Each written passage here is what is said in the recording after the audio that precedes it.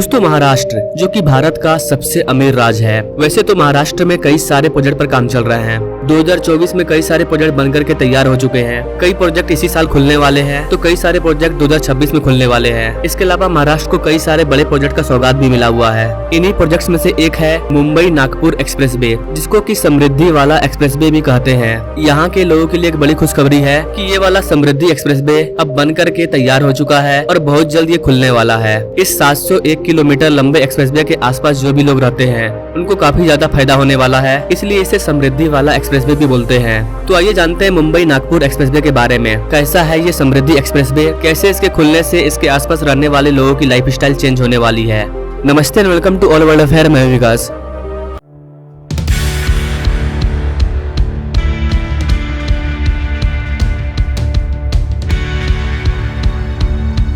शहरों को रफ्तार की सौगात मिलने वाली है।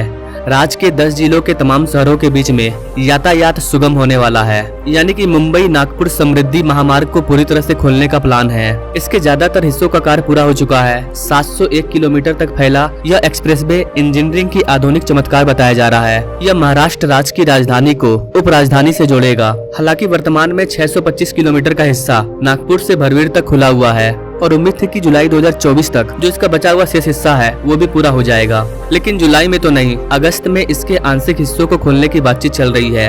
आइए अब जानते हैं कि ये हाईटेक मार्ग किन शहरों से होकर के गुजरेगा और इनकी खासियत क्या है। आज पहली बार देश में ऐसी सरकार है जिसने इंफ्रास्ट्रक्चर को एक मानवीय स्वरूप दिया।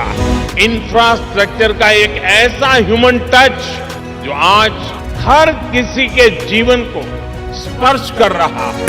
इस मुंबई नागपुर समृद्धि महामार्ग की नींव साल 2018 में रखी गई थी। इसे बाला साहेब ठाकरे महाराष्ट्र समृद्धि महामार्ग भी कहा जाता है। वर्तमान में इगतपुरी और ठाणे के आमने गांव के बीच में अंतिम 76 किलोमीटर के हिस्से का निर्माण कार्य जारी है, जो सीधे मुंबई को जोड़ेगा। मीडिया रिपोर्ट के अकॉर्डिंग उस 76 किलोमीटर के सेक्शन का 90% काम पूरा हो चुका है। इस पूरे फेज में कासरघाट सेक्शन पर 1.8 किलोमीटर लंबा खारदी पुल सबसे बड़ा चैलेंज है। आपको बता देगा इसकी कासरघाट एक पहाड़ी दर्रा है जो मुंबई नागपुर राजमार्ग पर स्थित है। ये पहाड़ी दर्रा मुंबई से 110 किलोमीटर और नासिक से 70 किलोमीटर की दूरी पर स्थित है।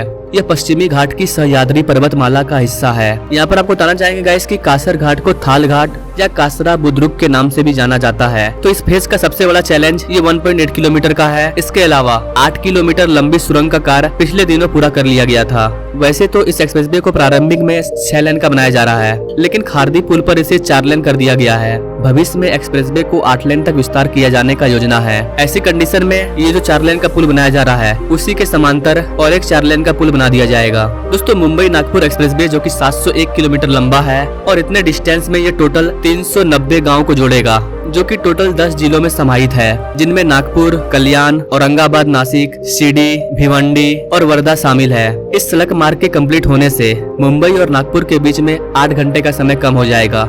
जी हाँ गाइस, 8 घंटे का समय बचेगा। फिलहाल नागपुर से मुंबई पहुंचने में 14 से 15 घंटे का समय लग जाता है, यानी कि ये पूरा समय घट करके आधा हो जाएगा। यहाँ पर आपको बताना चाहेंगे गाइस कि यह इकलौता ऐसा राजमार्ग है जिस पर 150 किलोमीटर प्रति घंटा के रफ्तार से वाहन को दौड़ाया जा सकता है। मुंबई नागपुर एक्सप्रेसवे से होकर के गुजरने वाली जो बड़ी बड़ी शहरें हैं उनके नाम इस प्रकार हैं: भिवंडी, कल्याण, शाहपुर, इगतपुरी, सिन्नर, शिरडी, वैजापुर, औरंगाबाद की गुफाएं, सेंद्रा, जलना, सिंदखेड़ राजा, महकर, मालेगांव, जहांगीर, करंजा, धामनगांव, पुलगांव, वर्धा, सेलू, बूटीबोरी पावर प्लांट, मिहान सेज यानी कि नागपुर। ये कुछ बड़े बड़े शहर हैं जो मुंबई नागपुर एक्सप्रेसवे के रूट पर आते हैं। अगर मुंबई नागपुर एक्सप्रेसवे की और खासियत की बात करें तो वैसे ये महामार्ग है जो महत्वपूर्ण आर्थिक केंद्रों को कनेक्ट करता है आपस में, जिसमें जवाहरलाल नेहरू बंदरगाह और नवी मुंबई में बनने वाला अंतर्राष्ट्रीय हवाई अड्डा शामिल है। नवी मुंबई इंटरनेशनल के साइड में इस एक्सप्रेसवे के अनुरूप 179 किलोमीटर लंबे जालना नांदेड़ एक्सप्रेसवे पर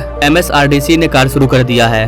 इसके अलावा नागपुर गोंदिया और Nagpur Chandrapur access control expressway का प्रस्ताव भी जारी कर दिया गया है, यानी कि यह तीनों एक्सप्रेसवे मुंबई नागपुर महामार्ग से जुड़ जाएंगे। इन तीनों के आपस में कनेक्ट होने से महाराष्ट्र राज्य में यातायात के क्षेत्र में क्रांति आएगी, ट्रैफिक ना के बराबर हो जाएगा। तो इस महाराष्ट्र में मुंबई नागपुर एक्सप्रेसवे के अलावा इन 3 नए एक्सप्रेसवे पर काम चल रहा है, जिसको कि आगे जाकर के मुंबई नागपुर एक्सप्रेसवे में जोड़ा जाएगा। इन तीनों एक्सप्रेसवे को तैयार करने में करोड़ों रुपया खर्च हो रहा है। जलना से नांदेड़ वाला जो एक्सप्रेसवे है वो 180 किलोमीटर लंबा है, जिसको बनाने में 1900 करोड़ रुपया खर्च होगा। इसके अलावा नागपुर गोदिया एक्सेस कंट्रोल एक्सप्रेसवे जो कि 127 किलोमीटर लंबा है, इसको बनाने में 7345 करोड़ रुपया खर्च होने वाला है। इसके बाद भंडारा से गोदिया को जोड़ने वाला एक्सप्रेसवे, इसको बनाने में 1587 करोड़ रुपया खर्च होने वाला है। इसके अलावा नागपुर से चंद्रपुर तक 194 किलोमीटर एक्सेस कंट्रोल एक्सप्रेसवे के निर्माण में 9543 करोड़ रुपया खर्च होने वाला है। तो देखा जाए तो यहाँ पर 3 नए एक्सप्रेसवे और एक 28 किलोमीटर का स्ट्रेच शामिल है, जो काफी महंगा प्रोजेक्ट है। अगर आप इन चारों के बारे में डिटेल में जानना चाहते हैं तो आप हमें कमेंट कर सकते हैं, मैं इस पर अलग से सेपरेट वीडियो बना दूंगा।